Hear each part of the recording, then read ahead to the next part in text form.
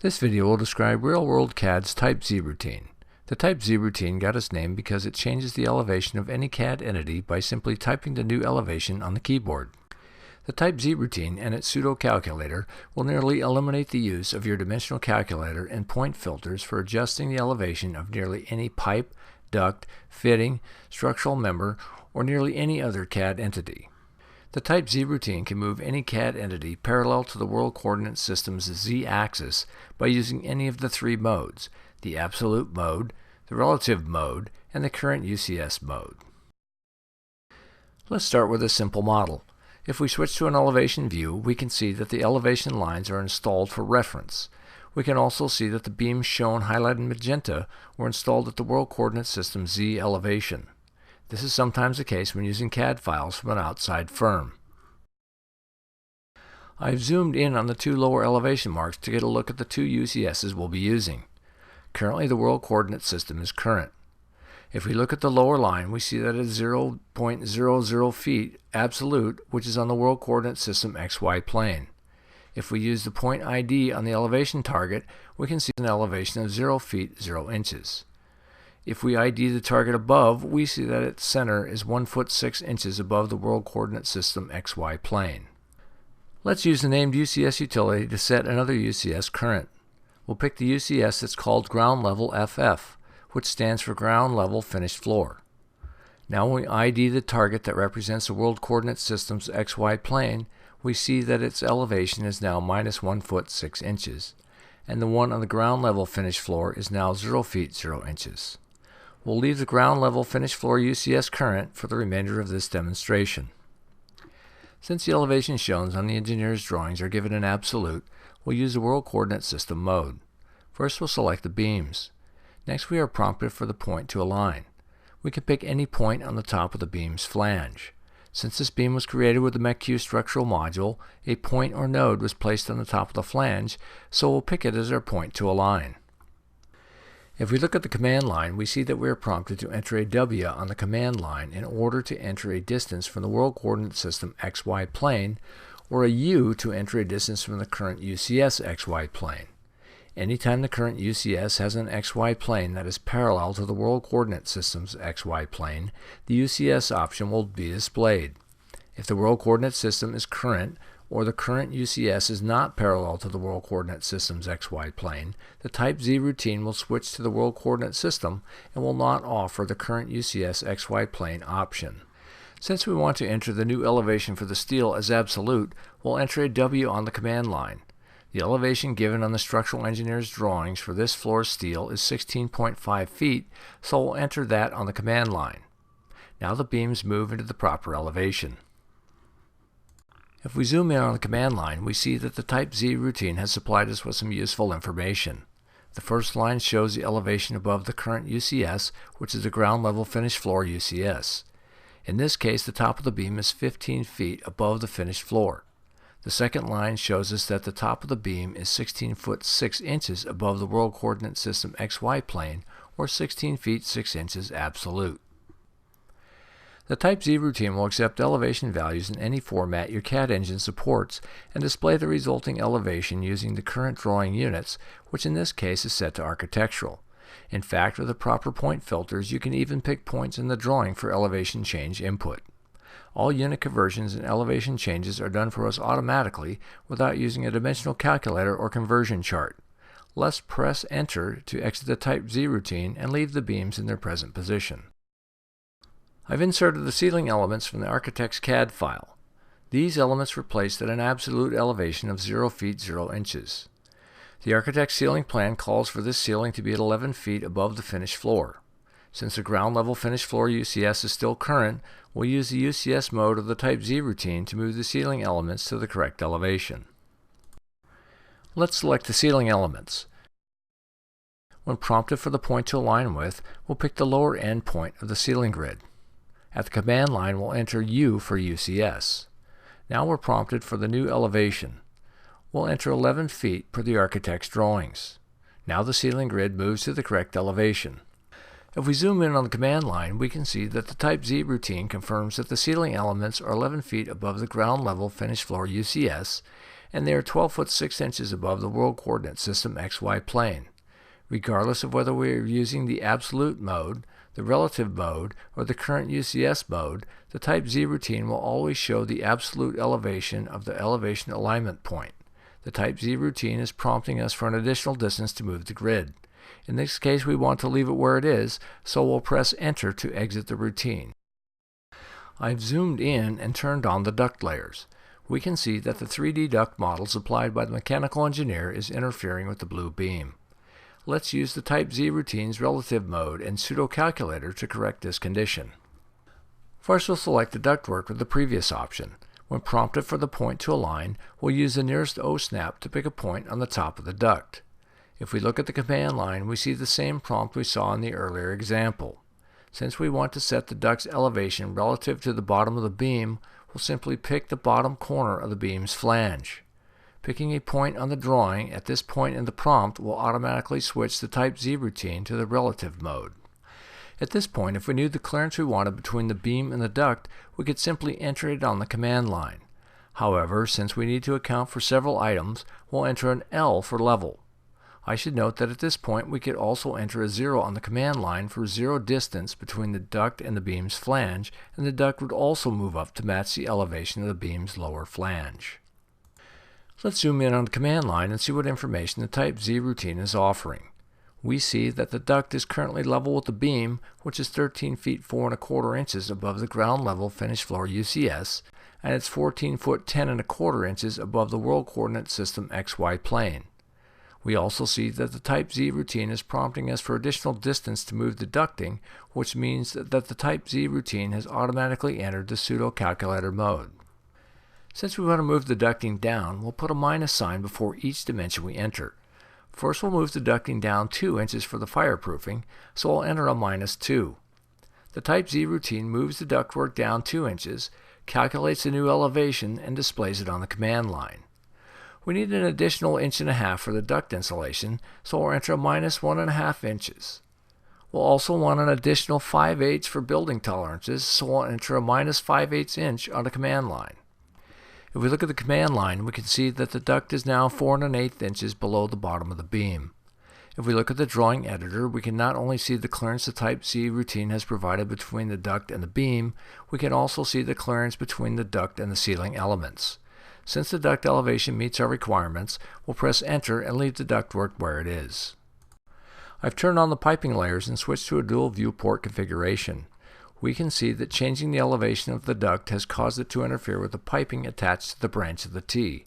To correct this, we'll use the Type Z routine and its Pseudo Calculator mode. First, we'll move the pipe that crosses the duct to the correct elevation. Let's select the pipe. When prompted for the alignment point, we'll pick the lower quadrant of the pipe. When prompted for the point to align with, we'll pick the top corner of the duct. Since we know the duct insulation is 1.5 inches, we'll enter that on the command line now. The pipe is now 1.5 inches above the duct as shown on the command line. What if we make a mistake while entering our dimensions while in the Pseudo Calculator mode? Do we have to start the Type Z routine all over again? The answer is no. In this case, we could enter a -1.5 inches on the command line to void out the error. But an easier solution is simply enter an L on the command line and the objects will move to the point where they are level with the point to align with. Let's do that now. We can see both on the command line and in the drawing editor that the pipe is now level with the top of the duct. Entering an L on the command line anytime we are in the Pseudo Calculator mode will always return the entities level with the alignment point. This is true in the World Coordinate System mode, the UCS mode, or the relative mode which we are now using. Now let's provide the clearance we need. 1.5 inches for the duct insulation, 2 inches for the pipe insulation, and another 1.5 inches for a buffer for building tolerances.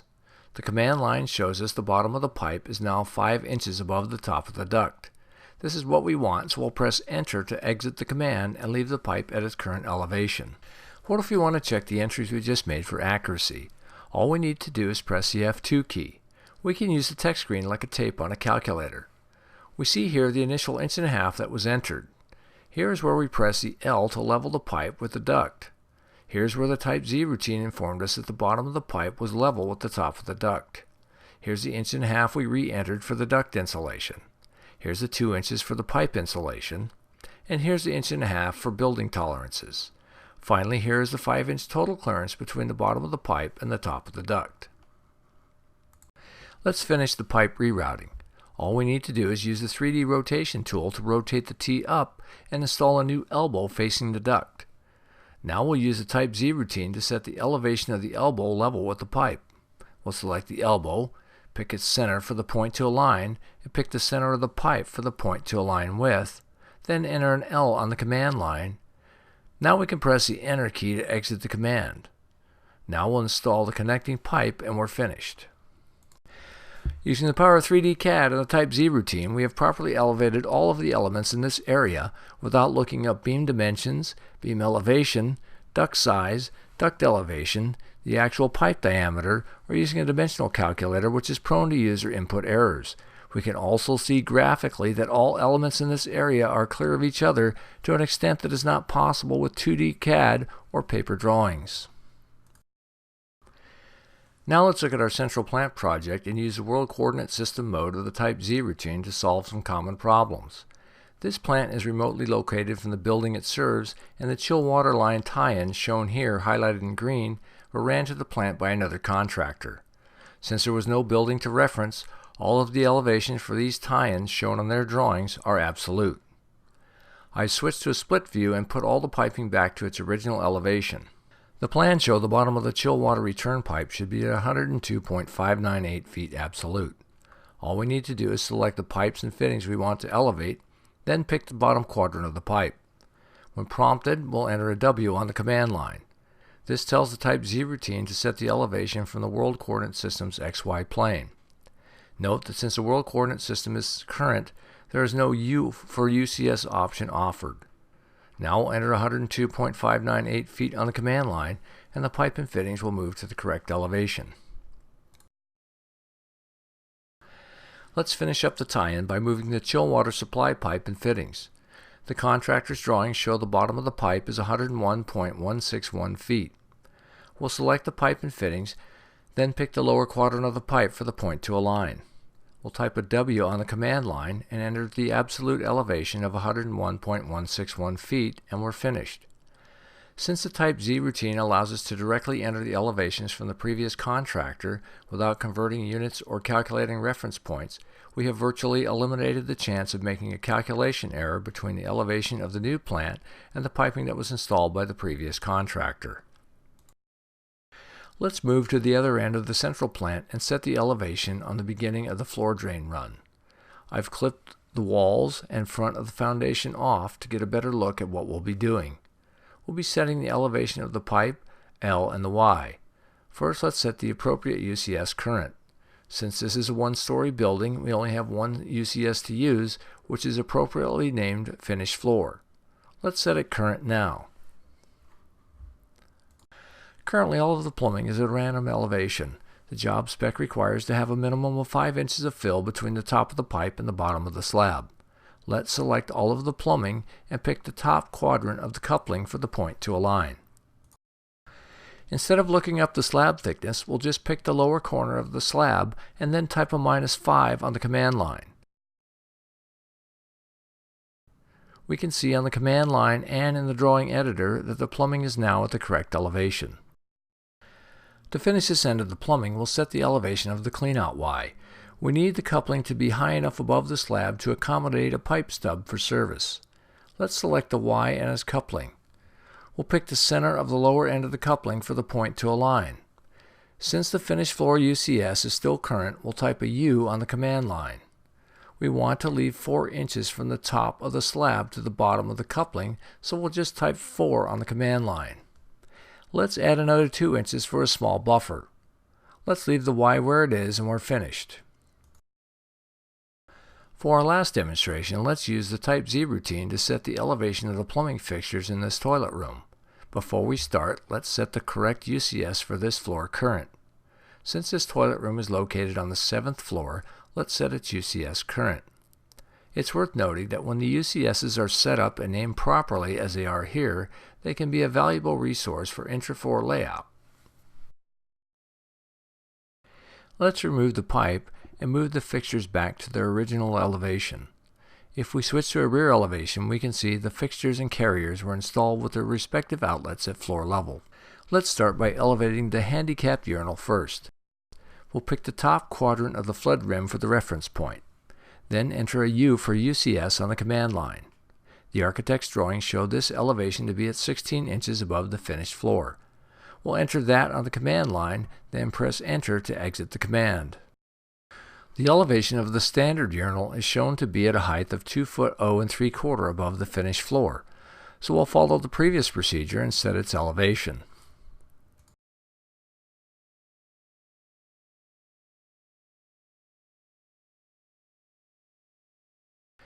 Now let's adjust the elevation of the water closets and their carriers. Since all of the carrier legs are currently at the same elevation, we'll set all 4 of them at the same time. We'll pick the lower corner of one of the legs, type U on the command line, and then enter an L. Now the bottom of the legs are level with the floor. Now let's set the elevation of the handicapped water closet at the end of the run. Since the outlet ports of the water closet and its carrier are level with each other, we'll set their elevation at the same time. We'll also move the seat and the top line with its text for illustration purposes. We'll use the line for the alignment point since it's at the same elevation as the top of the seat. The top of the seat is supposed to be at an elevation of 1 foot 8 inches above the floor, so we'll enter that on the command line. If we look at the elevation view on the left, we can clearly see the carrier's mounting poles in the leg slots. This assures us that the height of the water closet and the slot length of the carrier's legs are compatible. What if we were to enter a 0 on the command line at this point?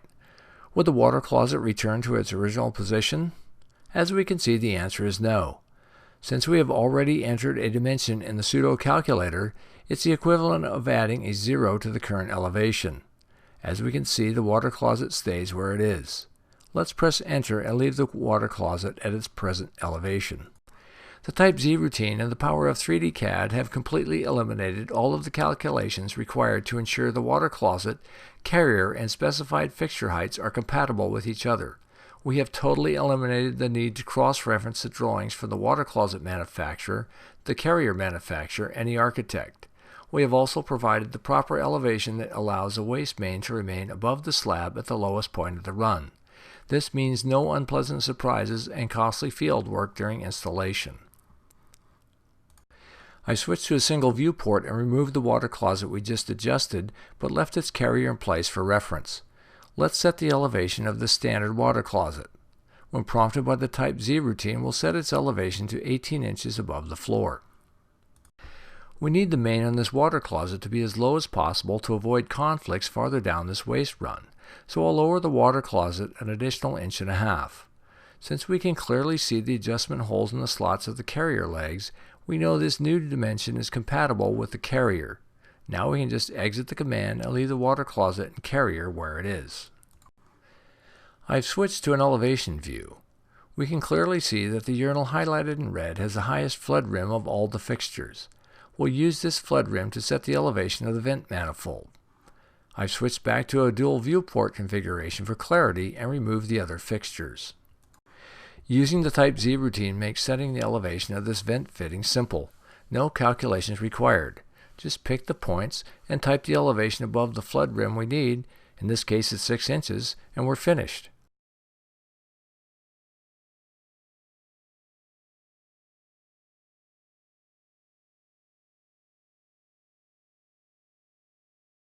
While we're set up for it, let's set the elevation of the sand tap tee.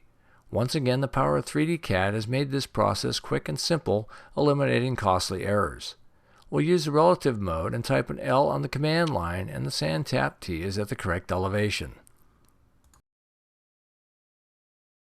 Now that we have set the elevation of the key fittings, all we need to do is install the rest of the fittings in the pipe, and this part of the layout is complete. The Type Z routine was developed by Real World CAD as a robust tool for the mechanical detailing industry. At Real World CAD, we believe that you shouldn't need a degree in software engineering to produce CAD drawings that are accurate, legible, and completed on time. That's good for you, good for your client, and good for the bottom line. The Type Z tool is available only in the mech-q software suite and AviCAD, which is now available from cadavenue.com.